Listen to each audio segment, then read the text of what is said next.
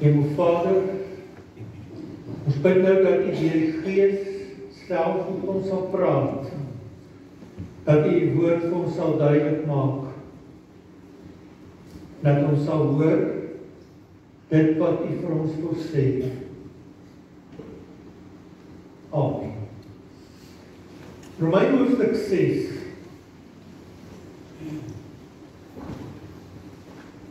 Wat moet ons nou hiervan sê? Moet ons aanhou sonde doen sodat die genade kan toeneem? Beslis nie.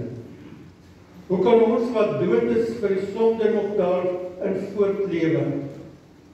Weet julle nie dat ons almal wat in Christus Jesus gedoop is, in sy dood gedoop is nie?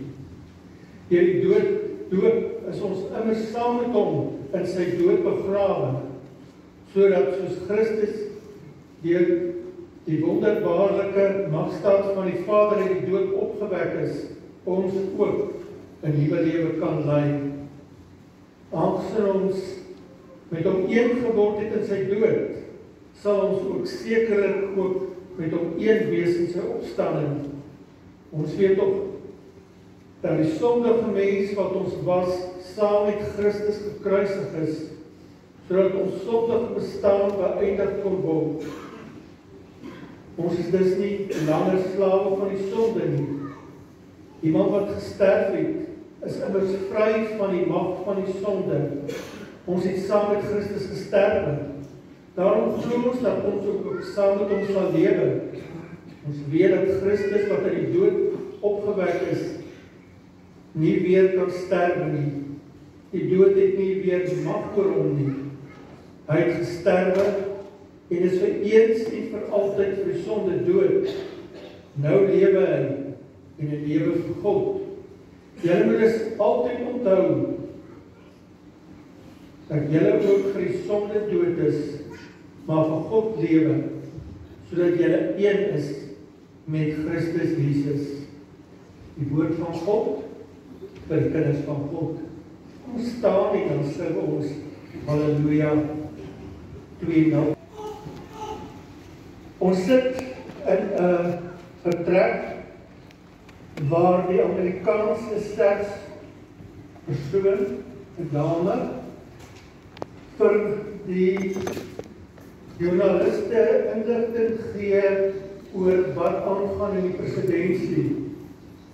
Tussen die joernaliste is daar 'n joernalis wat vir die dame sê, haal dit af, sy het 'n kruisie aan haar nek. En hy sê, haal dit af, jy mag dit nie dra nie. En die joernalis het iets verstaan van die kruis. Die kruisie wat sy gedra het, is nie bloot 'n juwelierstukkie nie. Daar is betekenis aan die kruis verbonde. Waar kom die kruis vandaan?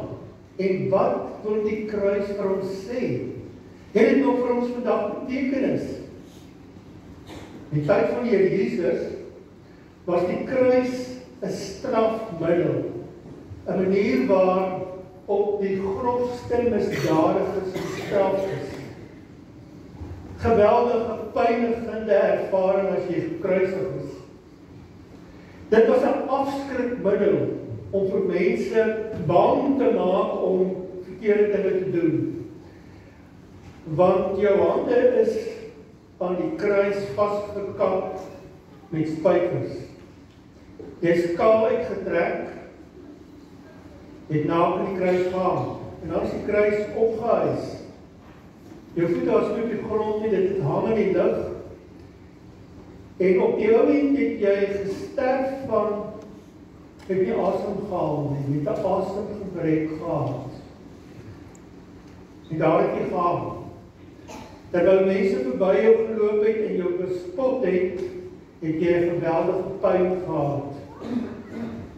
Dis wat Jesus ervaar het aan die kruis. Wat wil die kruis van Golgotha vir ons sê? Het dit nog vir ons betekenis vandag? Die gedeelte wat ons saam gelees het, gee Paulus vir ons 'n wonderlike perspektief op die kruis van Christus. Maar hy vat dit bietjie ver. Paulus sê, in hierdie wêreld waarin ons lewe, is daar twee families. Daar's die Adam-familie en die Christus-familie. Wat weet ons van die Adam-familie? Wat die Adam-familie aan betref, sy stamvader is Adam. En almal van ons, die hele wêreld, behoort aan die Adam-familie. Ongelukkig het Adam deur die sondeval 'n deur oopgemaak in hierdie wêreld. En daar het 'n vreemde indringer in hierdie wêreld gekom wat God nie geskep het nie. Sonde. Die mag van die sonde het as gevolg van Adam se ongehoorsaamheid in die wêreld ingekom. En as gevolg van ons verbondenheid aan Adam, is ons gebore met 'n affiniteit om te luister na die mag van die sonde. Ons doen sonde, omdat sonde in ons bloed is. Omdat ons nie anders kan nie, ons wil nie anders nie, ons het 'n neiging tot die verkeerde. En as gevolg daarvan, sê Paulus, het ons vyande van God geword. As gevolg van die sondeval wat in die wêreld gekom het, is daar 'n slegte reuk oor die Adam-familie. Die ergste is, dat ons niks kan doen om uit hierdie familie te kom nie. Ons is maar deel van hierdie familie, die Adam-familie. Maar nou kom die wonderlike evangelie van Jesus Christus. As ons kinders van die Here is, het daar 'n wonderwerk plaasgevind. Die Here God het ons uit die Adam-familie uitgehaal en hy het ons in die Christus-familie geplaas. Eers was ons stamvader Adam, en nou is ons stamvader Jesus Christus. Eers was ons in Adam, het ons deel gekry aan dit wat hy gedoen het. Nou is ons stamvader Christus, en kry ons deel aan dit wat hy gedoen het. En wat het Christus gedoen? Hy het ons gesterwe aan die kruis van Golgotha, en hy het opgestaan. En omdat ons in Christus Jesus geplaas is, sê Paulus iets geweldigs. Hy sê, in God se woord het ons 2000 jaar gelede saam met Christus aan die kruis van Golgotha gesterwe. God beskou dit dat ek en jy saam met Christus aan die kruis van Golgotha gesterwe het. Maar Christus Jesus het ook uit die dood uit opgestaan. God beskou dit dat ons 2000 jaar gelede saam met hom uit die dood uit opgestaan het en 'n nuwe lewe ontvang het. En gebruik 'n beeld. As ek 'n 10 rand noot in hierdie boekie sou sit en die boek aan die brand steek, sou die boek met die 10 rand noot verbrand word. Omdat ons in Christus Jesus geplaas is, omdat ons deel geword het van die nuwe familie, die Christusfamilie, ervaar ons dit wat Christus Jesus vir ons gedoen het. En beskou God dat dit wat Christus deurgemaak het, dat ons dit self deurgemaak het. Hoor jy wat die Bybel sê? Eers was ons deel van die Adam-familie, nou is ons deel van die Christus-familie. Eers was Adam ons stamvader, nou is Christus ons stamvader. En om van hier af hierna te kom is 'n wonderwerk. God het dit gedoen. Sonder ons medewete het hy dit gedoen. 'n genadedaad van God. Hy haal ons uit die Adam-familie en hy plaas ons in die Christus-familie. Maar nou van Paulus aan en sê, mense, omdat julle deel is van die Christus-familie, daarom het julle 'n groot opdrag. En julle opdrag is dat julle nou moet lewe soos mense wat 'n nuwe status ontvang het. Wat is die nuwe status wat ons ontvang het? Eers was ons vyande van God, nou is ons God se vriende.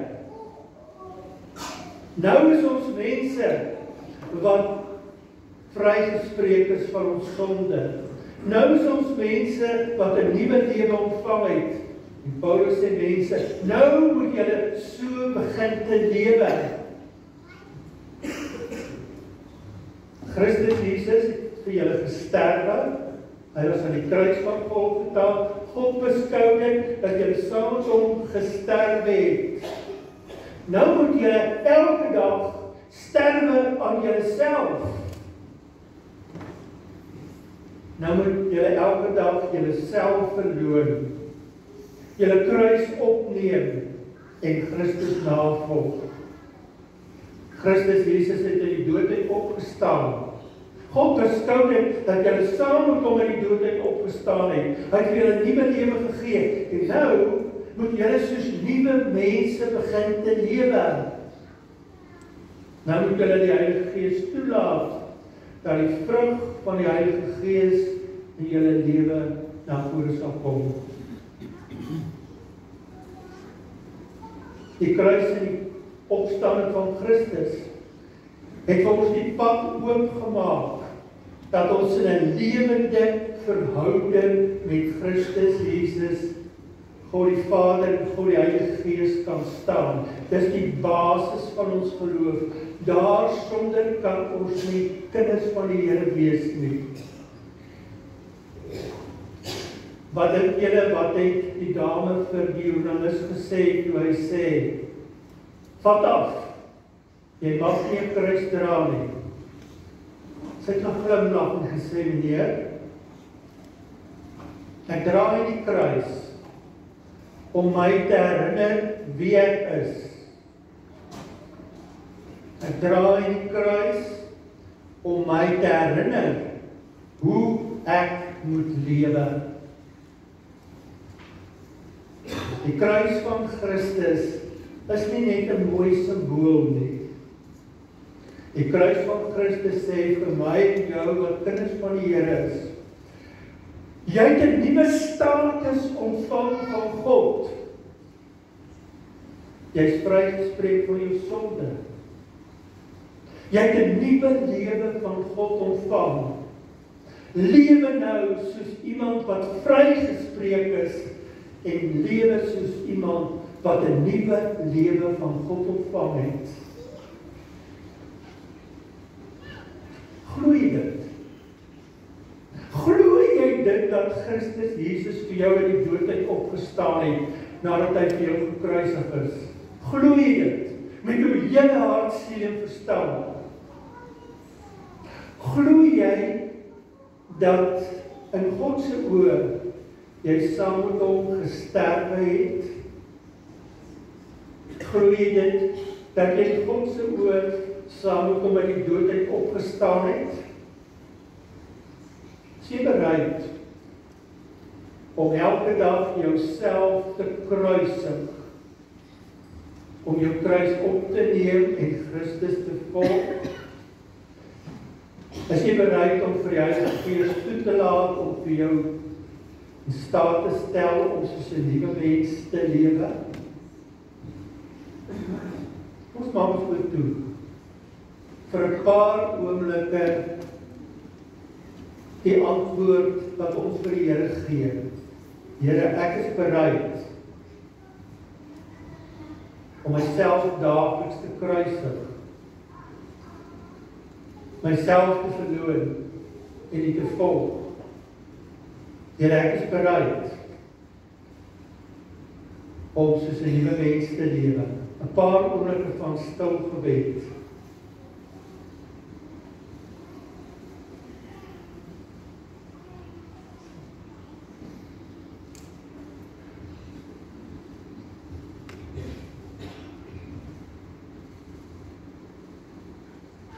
As jy die gebed gebid het, kan jy met groot vrymoedigheid opstaan, om daardeur te getuig en te sê, ek is 'n navolgeling van Christus. Sy kruis en sy opstanding het vir my betekenis. En dan kan ek vir jou gebed doen.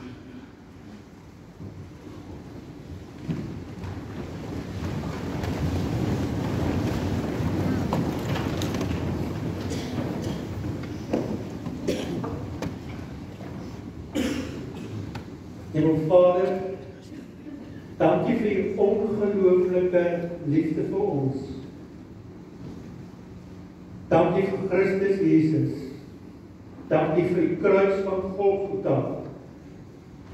Dankie dat ons saam met hom in u oë gesterf het aan die kruis, dat ons ou mens in die graf lê. Dankie dat ons saam met hom op kon staan het en dat ons 'n nuwe lewe ontvang het. Here, ons wil vir u nou sê dat ons vir u wil lewe. Ons bid dat die Gees nou in ons lewe sal woon en sal werk. En dat u vir ons in staat sal stel om Christus volgelinge te wees. Ons bid dit in Jesus naam. Amen.